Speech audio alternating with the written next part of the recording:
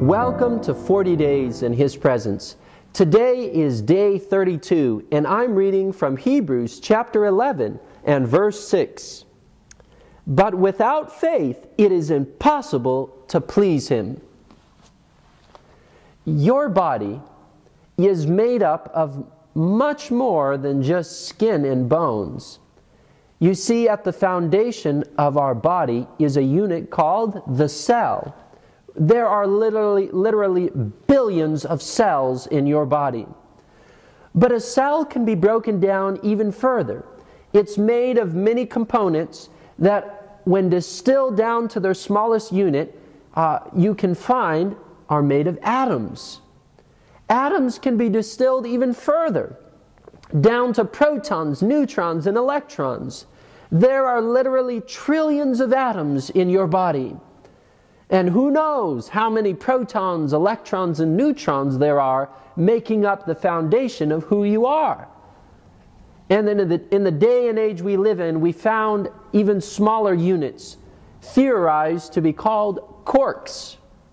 That's what the foundation of life is, the minutest particle of life, these quarks, and who knows if it gets any smaller. But friends, what is the foundation of our religious experience with God?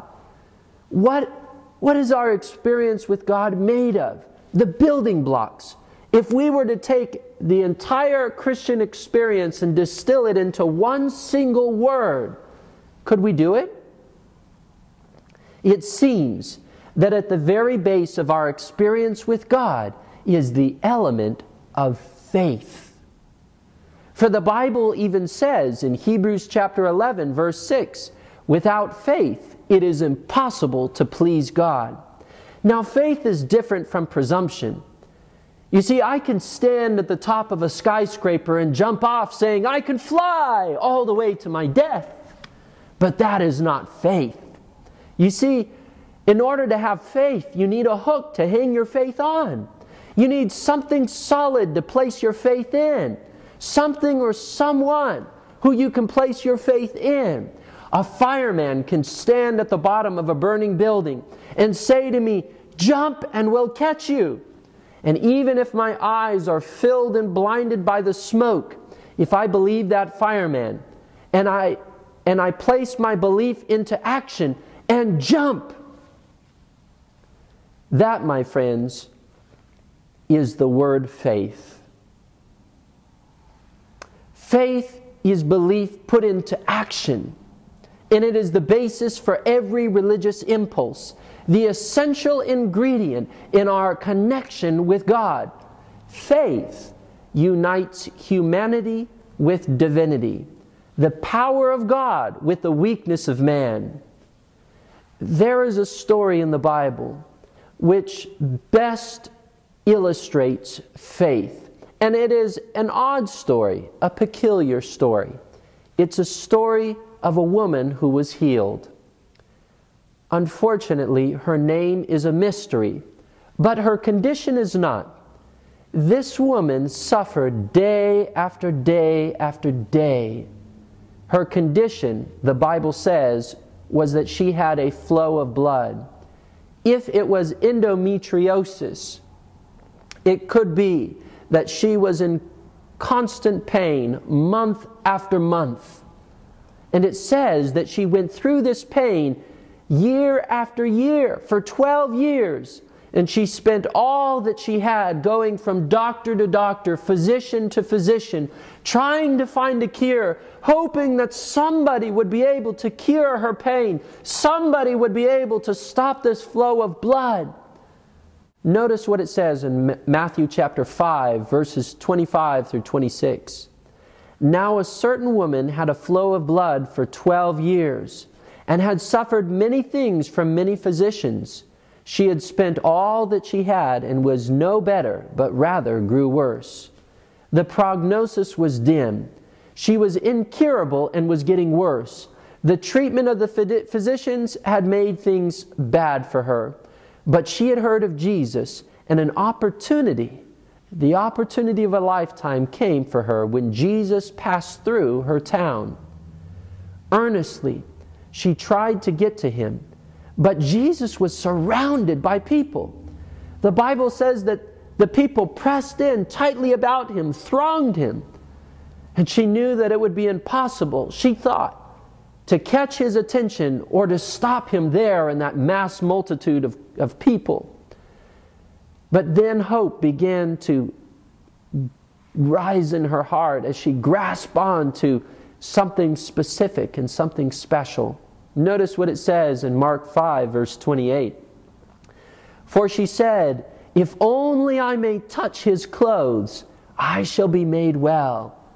And so she pressed with all her might through the crowd until she was able, by reaching out, to touch simply the fringe of Jesus' garment. And as soon as she touched it, she felt the power of God pulse through her body, and instantly she knew that she was well. For the first time in 12 years, she was free. She was free. She was healed from her suffering. But then Jesus suddenly stopped.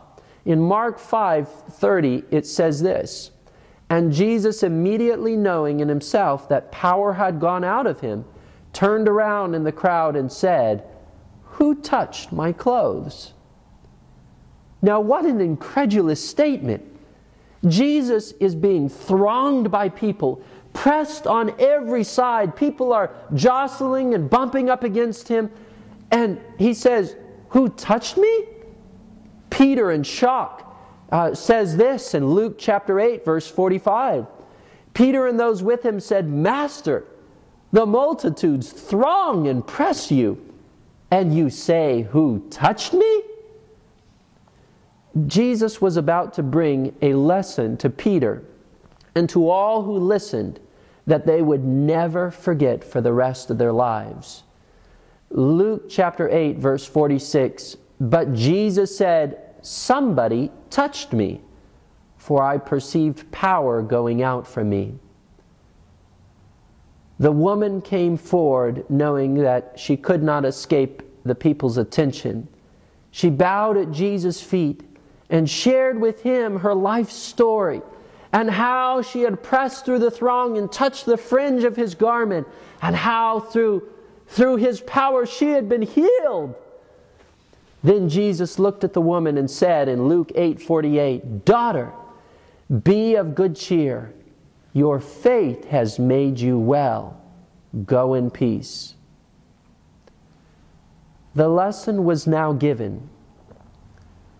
You can be daily walking with Jesus, pressing up against him, holding his hand day by day, if you like, listening to his words, and yet not be connected with the divine. You see, Jesus was pressed on every side by a multitude of people. It could have been that hundreds that day touched him, rubbed shoulders with him, brushed against his garment, and yet of all those people, there was only one who experienced the connection of the divine. There is only one who is able to connect with heaven. There was only one who was able to connect with God. And the reason why this one experienced the divine in her life was because she placed her faith in Jesus. It is impossible to connect with God apart from faith. Faith in the work of Jesus.